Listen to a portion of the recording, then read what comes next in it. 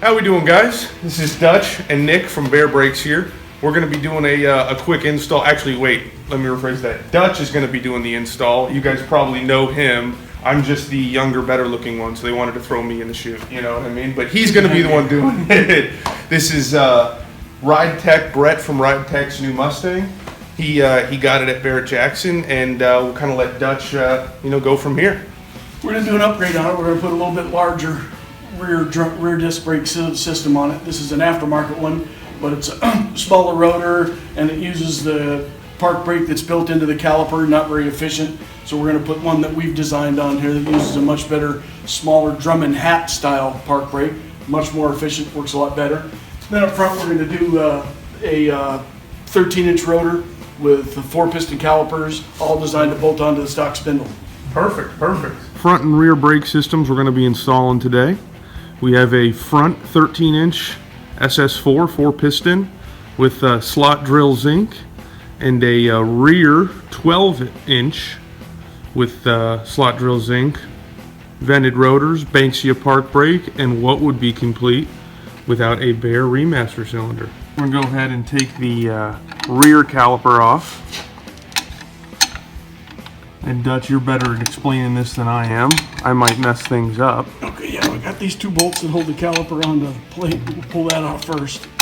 Then we can pull the rotor off and get all the bracketry that's put on it. It's off that hold the axle into the housing. We got to pull the axle out, get the aftermarket brackets that are on here to hold their caliper in place, and then we'll put our park brake assembly, which is also does duty as the caliper bracket, on in place of it, and then put it all back together. Just 4 bolts hold this thing in. When you're doing the brake system, if you're running aftermarket axles, we need to measure this rotor register, which is this piece right here that centers the axle on the rotor, to make sure it's the correct diameter for the rotor that we sent. When we send the systems out, we send on the Fords, we send a centering ring that will bring it up to what matches on the rotor. This is an aftermarket axle, and we've had a lot of them that are different sizes, so I've got to measure that before I do anything else.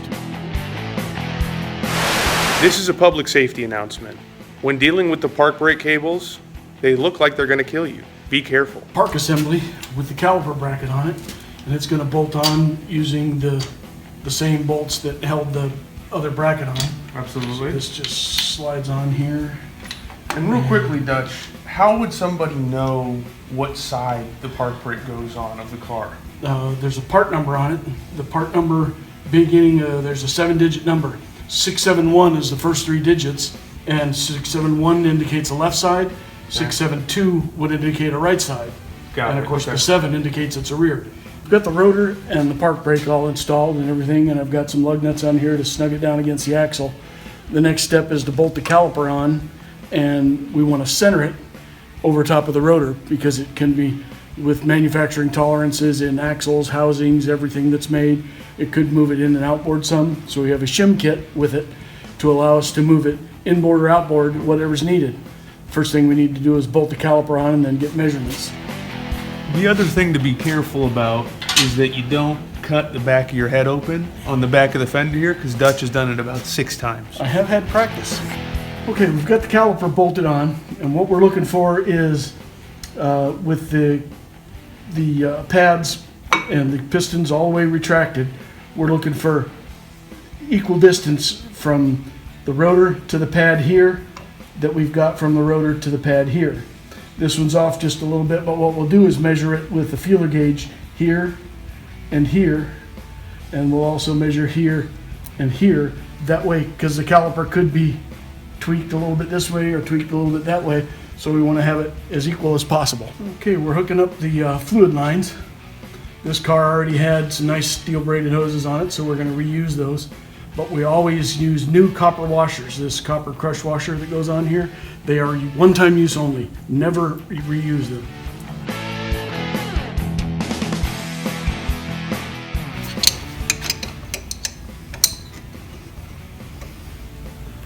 Isn't this so exciting?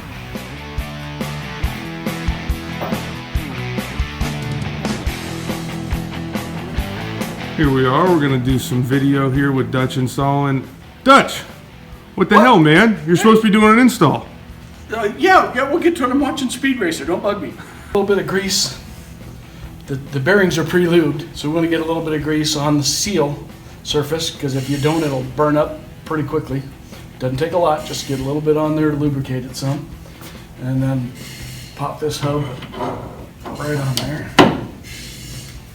And then we've got the washers on there. We've got the castle nut.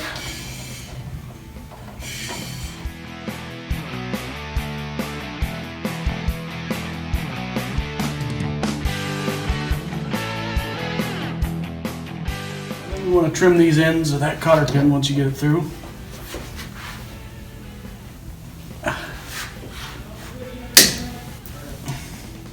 So they don't interfere with anything.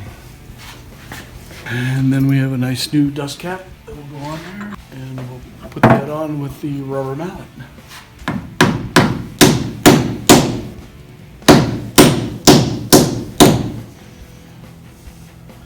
Nice new hub. Next thing we want to do is a bracket. They are left and right specific, much like the rear brackets. The first part of the part number 661 indicates it's a left side, 662 indicates it's a right side. So this one will go here, and we provide all the hardware, everything needed to get put it on.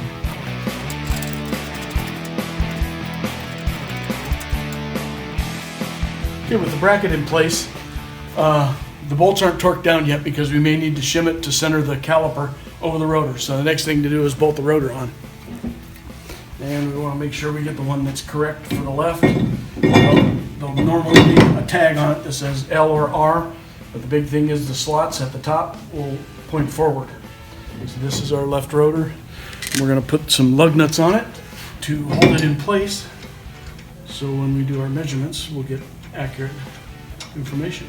The caliper in place, and this is held on with Allen head bolts because it's real tight clearance going through the bracket.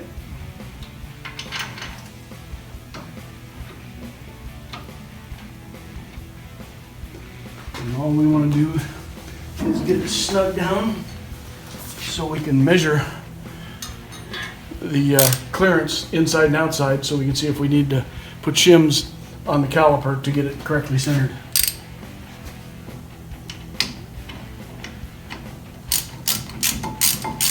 Okay, so we'll get in there with a feeler gauge, measure top and bottom, inside and outside, because if things are off just slightly, then we'll need different shims top and bottom. The best way to get defense against noise is getting it centered within 5 thousandths and equal top and bottom.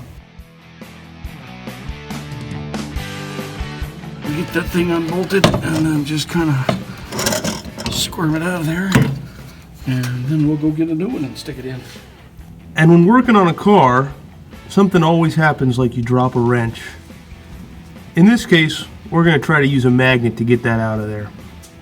Try not to tear apart the car when something like this happens. Okay, we're going to try to get this master cylinder in this really tight spot. Shock tower's in the way, it's got an aftermarket export brace. All of it just makes it a little bit exciting. But our master cylinder is about 1/4 of an inch shorter than the factory one, so it may go in just a little bit easier.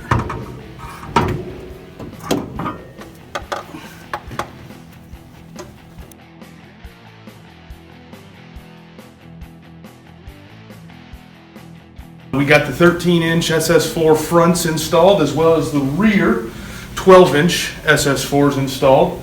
We got the remaster installed. We didn't hurt the car too bad trying to mess around with those hard lines. And now we just got to bleed the brakes, and then the fun part. Then we get to drive it.